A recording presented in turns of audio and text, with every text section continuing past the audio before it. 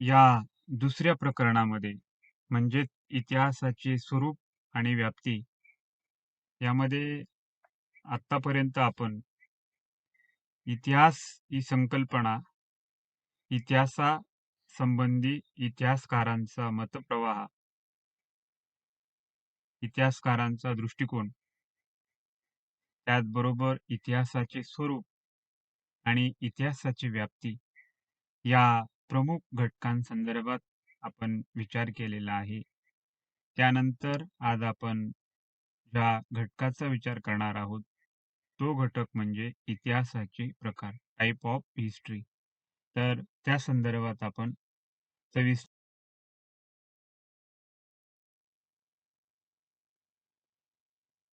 इतिहासाच्या प्रकारातील एक नवीन व अलीकडच्या काळात विकसित असणारा एक म्हणजे वैचारिक इतिहास. वैचारिक इतिहास हा एक प्रकार तसा मुळातच विचारधन वाढवणारा असा इतिहासाचा भाग होय. कारण तत्वज्ञानाच्या अभ्यासात वैचारिक इतिहास हा सामावलेला असतो आणि इतिहास आणि तत्वज्ञान या मुळातच एकमेकांच्या समीप असणाऱ्या, निगडीत असणाऱ्या, समायोजित असणाऱ्या अशा दोन ज्ञानशाखा आहे.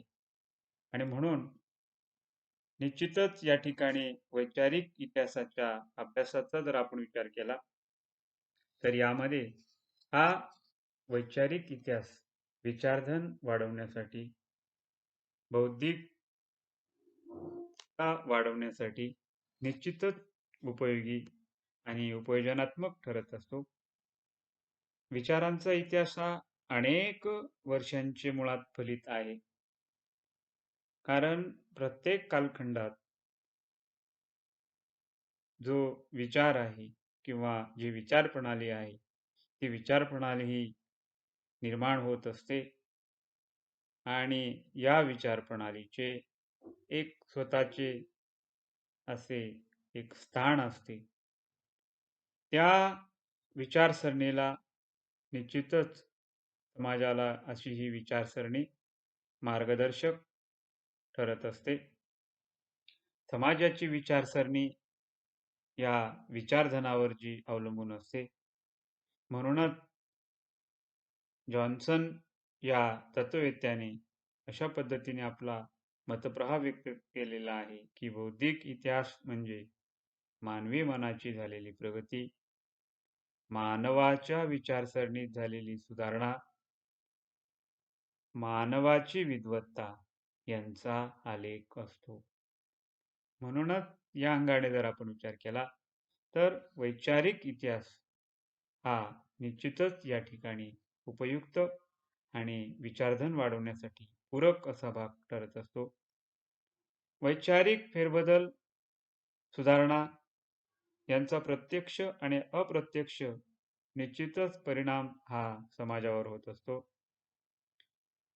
एकूणच या संदर्भात जर आपण विचार केला तर अगदी 18व्या व 19व्या शतकामध्ये अनेक तत्ववेत्यांनी असे हे नवे विचार मांडून ठेवले.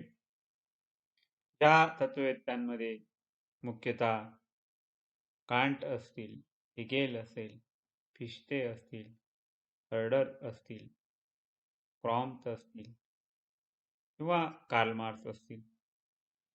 या तत्ववेत्यांनी आपल्या स्वतंत्र अशा विचारसरणीच्या आधारावर, वैचारिकतेच्या आधारावर जो एक विचारधन आणि वैचारिक परिपाक जो मांडलेला आहे, तो निश्चितच या ठिकाणी समाजाला मार्गदर्शक आणि पूरक असा ठरत असतो. एकंदरीतच मानवी मनाची उत्क्रांती कशी होत गेली हे समजण्यास, हे जाणून घेण्यास वैचारिक इतिहासाचा अभ्यास हा निश्चितच महत्त्वपूर्ण ठरत असतो.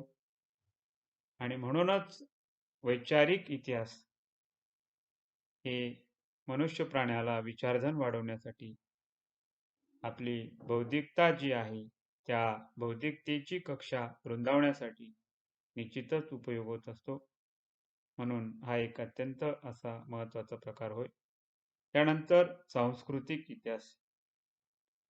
मुळातच प्रत्येक समूहाला एक संस्कृती लाभलेली असते. ज्या संस्कृतीच्या माध्यमातून त्या समाजाची एक वेगळी जी ओळख आहे, त्या समूहाची ओळख जी काही आहे, ती निर्माण झालेली असते. आणि म्हणूनच कॉमेजर हे सांस्कृतिक इतिहासाची एक वेगळी शाखा असल्याचे सांगतात. सांस्कृतिक इतिहासाची संकल्पना ही मुळातच जुनी अशी होय. मानवाने आपल्या बुद्धीच्या जोरावर घडवून आणलेली जी प्रगती आहे, त्याचबरोबर मानवी बुद्धिमत्तेचा जो विकास आहे, तो विकास म्हणजेच सांस्कृतिक इतिहास होय. म्हणजेच सांस्कृतिक इतिहासामध्ये मानवाची बुद्धिमत्ता, बौद्धिक विकास या घटकांचा समावेश असतो. आणि म्हणून अशी जी काही सांस्कृतिक इतिहासाची जी कक्षा आहे, ती निश्चितच या ठिकाणी उपयुक्त ठरत असते. सांस्कृतिक इतिहासात मानवी संस्कृतीच्या संवर्धनाचा विचार हा केला जातो. म्हणजे या अंगाने जर आपण बघितलं, तर मानवी संस्कृतीच्या संवर्धनासाठी, वाढीसाठी, उत्कर्षासाठी आणि विकासासाठी निश्चितच सांस्कृतिक इतिहास हा पूरक ठरत असतो. या इतिहासाच्या अध्ययनाला मानवाने त्याच्या अगदी उदयापासून जर आपण विचार केला, या उदयापासून आपल्या बुद्धी कौशल्याच्या द्वारे आपले जे जीवन आहे, ते जीवन या मानवाने संपन्न करण्याचा, सुकर करण्याचा जो प्रयत्न केलेला दिसतो, तो परिपूर्ण करण्याचा कसा प्रयत्न केला, याचा जो समावेश आहे, तो समावेश हा सांस्कृतिक इतिहासात होतो.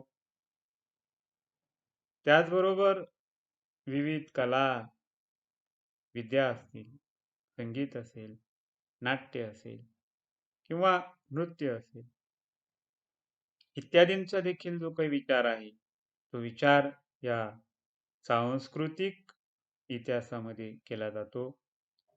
त्यामुळे सांस्कृतिक इतिहासाचे जे महत्त्व आहे, ते या ठिकाणी अनन्यसाधारण ठरते. सांस्कृतिक इतिहासाच्या संदर्भात 2 जे काही विशेष महत्त्वपूर्ण असे ग्रंथ आहेत, त्यामध्ये the history of the morals and customs of the nations हा व्हॉल्टेर लिखित ग्रंथ, त्याचबरोबर हिस्ट्री ऑफ द आयडियाज हा रेनॉल्ड लिखित ग्रंथ यांचा समावेश हा सांस्कृतिक इतिहासातील एक महत्त्वपूर्ण ग्रंथ म्हणून ही ओळखली जातात. आणि म्हणूनच निश्चितच या अंगाने जर आपण विचार केला, तर सांस्कृतिक इतिहासाचा अभ्यास हा मानवाच्या बौद्धिक प्रगल्भतेच्या दृष्टिकोनातून विशेष असा उपयुक्त व पूरक असा भाग ठरत असतो. त्यानंतर मौखिक इतिहास म्हणजे ज्याला ओरल हिस्ट्री असं म्हटलं जातं. मौखिक इतिहासाच्या संदर्भात अगदी जर आपण विचार केला, तर यामध्ये मौखिक इतिहास म्हणजे ज्या पिढ्यानपिढ्या अशा अनेक महत्त्वपूर्ण ज्या घटना आहेत, त्या घटनांचं जतन केलं जातं. म्हणजे एका पिढीपासून दुसऱ्या पिढीपर्यंत ज्या काही घटना आहेत, त्या घटनांची संवर्धनाची, जतवणूक करण्याची जी शाखा आहे, ती शाखा म्हणून मौखिक इतिहास हा ओळखला जातो. या इतिहासात लिखित स्वरूपामध्ये असे काही दिसून येत नसले तरी त्याचे महत्त्व मात्र निश्चितच अनन्यसाधारण दिसते. कारण जेव्हा लिखित साधनांची उणीव असते, अशा परिस्थितीत ही मौखिक साधनं जी आहेत, ती निश्चितच पूरक ठरत असतात. म्हणून इतिहास लेखनाच्या अंगाने जर आपण विचार केला, तर मौखिक इतिहास देखील निश्चित उपयुक्त साधन म्हणून ओळखले जातात. मौखिक इतिहास हा इतिहासाच्या विविध प्रकारापैकी एक वेगळा प्रकार. यामध्ये मुख्यतः पिढ्यानपिढ्या भूतकाळातील ज्या काही घटना आहेत, त्या घटनांसंदर्भात जतन आणि त्यांचे संवर्धन जे काही आहे, ते यामध्ये केले जाते. या मौखिक इतिहासात परंपरेने एका पिढीपासून दुसऱ्या पिढीपर्यंत घटनांचे संवर्धन, जतन आणि संकलन जे काही आहे ते या ठिकाणी केले जाते. या इतिहासात म्हणजे या प्रकारामध्ये लिखित स्वरूपामध्ये जरी काही नसते, परंतु तरी त्याचे महत्त्व मात्र अनन्यसाधारण दिसते. त्यामुळे मौखिक इतिहासावर विश्वास ठेवण्यासंदर्भात त्याची सत्य असत्यता जी आहे ती तपासून निश्चितच त्याचा उपयोग हा इतिहास साधन म्हणून होत असतो. आता यामध्ये जर आपण बघितले तर मौखिक साधनामध्ये अगदी पोवाडे असतील, काही काव्य असतील, म्हणी असतील, वाक्प्रचार असतील इत्यादी बाबींचा हा या ठिकाणी संवर्धन करण्याचा जो विस्तार आहे तो या मौखिक इतिहासामध्ये केला जातो. आणि म्हणून अनेक अशा देशांमध्ये जर आपण आधुनिक काळात विचार केला तर त्यामध्ये मौखिक इतिहासाचे जतन करण्याचे जे काम आहे ते काम हे मोठ्या प्रमाणात केलेले दिसून येते. उदाहरणार्थ इंग्लंड असेल, कारण इंग्लंडमध्ये टेप रेकॉर्ड केल्या जात आहेत. अशा ज्या काही दुर्मिळ बाबी आहेत त्यांचे संवर्धन करण्याचं काम या देशांमध्ये केले जाते. त्यानंतर जर आपण बघितले तर त्यामध्ये धार्मिक इतिहास. धार्मिक इतिहास म्हणजे केवळ धर्माचा इतिहास नाही, कारण धर्म विचाराबरोबर त्यात तत्कालीन समाजकारण आहे, अर्थकारण आहे, समाजातील रूढी परंपरा आहे, यांचा जो विचार आहे तो विचार हा धार्मिक इतिहासामध्ये केला जातो. आणि म्हणूनच धार्मिक इतिहासाच्या संदर्भात विचार करत असताना निश्चितच हा व्यापक मनोदय, व्यापक दृष्टिकोन जो आहे तो या ठिकाणी उपयुक्त ठरतो. उदाहरणार्थ रोमच्या धर्मसंस्थेचा इतिहास जो काही आहे तो इतिहास धार्मिक इतिहासात धर्मभावनेच्या विचाराला जो काही आहे प्राधान्य देणारा दिसतो. आज आंतरराष्ट्रीय संबंध जे काही आहे त्यामध्ये धार्मिक घटकाला जे स्थान आहे, धर्मशास्त्राच्या इतिहासातून धर्मामध्ये घडलेली जी काही अनेक स्थित्यंतरे आहेत, त्यामध्ये सामाजिक किंवा आर्थिक अशा पर्यावरणाचा जो काही झालेला परिणाम आहे, त्याचा देखील प्रभाव पाहता येतो. एकूणच सर्व धर्मातील धर्मसुधारकांनी केलेल्या धर्म सुधारणांसंदर्भातला जो काही आढावा आहे, तो आढावा यामध्ये घेतला जातो. आणि म्हणूनच धार्मिक इतिहास जो आहे तो केवळ धर्माचा इतिहास नव्हे, तर त्यामध्ये धर्मविचाराबरोबरच तत्कालीन समाजकारण असेल, अर्थकारण असेल, रूढी परंपरा असतील यांचा देखील विचार केला जातो. आणि म्हणून हा एक दृष्टिकोन जो आहे तो या ठिकाणी निश्चित पूरक ठरतो. त्यानंतर स्थानिक इतिहास. आता मुळातच अलीकडच्या काळात आपण जर विचार केला तर ही एक जी काही विस्तारित आणि विचारधन वाढवणारी अशी जी काही बाब म्हणजे स्थानिक इतिहास. कारण आधुनिक काळात स्थानिक इतिहासाच्या लेखनाला जी गती आहे, संशोधनाला जी गती आहे ती प्राप्त झालेली दिसून येते. कारण इतिहासाच्या विविध प्रकारांपैकी स्थानिक इतिहास हा एक महत्त्वाचा होय. यामध्ये मुख्यतः सूक्ष्मलक्षी स्वरूपाचा जो काही इतिहास आहे, तो इतिहास अभ्यासला जातो. इतिहासाचा अभ्यास करताना अगदी जगाचा, देशाचा, खंडाचा, शेजारील देशाचा इतिहास हा अभ्यास केला जातो.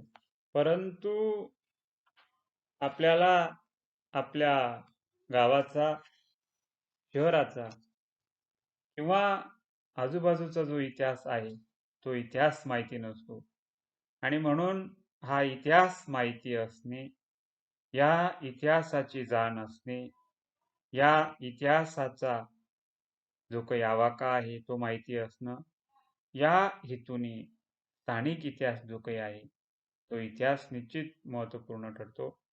उदाहरणार्थ आपल्या गावातील काही मंदिरे असतील, जुने वाडे असतील, डोंगर असतील, किल्ले असतील, लेण्या असतील, अशा अनेक बाबींचा जो काही एक इतिहास आहे, तो स्वतंत्र असा इतिहास यामध्ये या संदर्भात जो काही विचार आहे, या संदर्भातला जो काही अभ्यास आहे, तो स्थानिक इतिहासामध्ये केला जातो. आणि म्हणून अलीकडच्या काळात स्थानिक इतिहासाच्या संशोधनाला, स्थानिक इतिहासाच्या लेखनाला एक जी काही गती आहे, ती गती प्राप्त झालेली दिसून येते. अनेक संशोधक स्थानिक इतिहासाच्या माध्यमातून यामध्ये भर घालत असलेले दिसून येतात. स्थानिक इतिहासाच्या अध्ययनाला, संशोधनाला विशेषतः युरोपमध्ये त्यामध्ये जी काही गती आहे, जे महत्त्व आहे ते प्राप्त झालेले दिसून येते. आणि म्हणूनच स्थानिक इतिहास हा राष्ट्रीय इतिहासाचा एक भाग आहे, हे विसरून चालणार नाही. कारण स्थानिक इतिहासात सांस्कृतिक असेल, सामाजिक असतील, आर्थिक असतील, धार्मिक असतील, अशा अनेक बाबींचा जो काही समावेश आहे, तो समावेश या ठिकाणी दिसून येतो. आणि म्हणूनच स्थानिक इतिहासाच्या अध्ययनामुळे आणि संशोधनामुळे राष्ट्राच्या इतिहासात जी काही मोठी भर आहे, ती भर दिसून येते, ती भर पडते. आणि म्हणूनच स्थानिक इतिहास हा राष्ट्रीय इतिहासाचा पाया होय, असे म्हटल्यास वावगे ठरणार नाही. आणि म्हणून इतिहासाच्या या एकूणच विभिन्न प्रकारांचा जर आपण विचार केला, तर त्यामध्ये हे विभिन्न प्रकार म्हणजे इतिहास या ज्ञानशाखेचे जे महत्त्व आहे, या ज्ञानशाखेचा जो विस्तार आहे आणि या ज्ञानशाखेचे जे काही विचारधन आहे, त्या विचारधनाच्या अनुषंगाने निश्चितच पूरक ठरतात. आणि म्हणून आधुनिक काळात इतिहास ही ज्ञानशाखा विचारधन वाढवणारी, मानवी जीवनामध्ये मनोबल मानवाला देणारी आणि निश्चितच प्रेरणीय असणारी अशी विद्याशाखा म्हणून ज्या विद्याशाखेचा आजमितीला निश्चितच हा उपयोजनात्मक भाग म्हणून पुढे येत असलेला दिसून येतो. आणि म्हणून इतिहासाचे विद्यार्थी म्हणून हा जो काही व्यापक दृष्टिकोन आहे, हा व्यापक दृष्टिकोन या ठिकाणी बाळगणं, जोपासणं आणि त्या संदर्भात संवर्धन करणे हा निश्चितच या ठिकाणी पूरक असा भाग ठरतो. आणि म्हणून या संदर्भातला जो दृष्टिकोन आहे, तो बाळगावा ही सदिच्छा बाळगून या ठिकाणी थांबतो. धन्यवाद.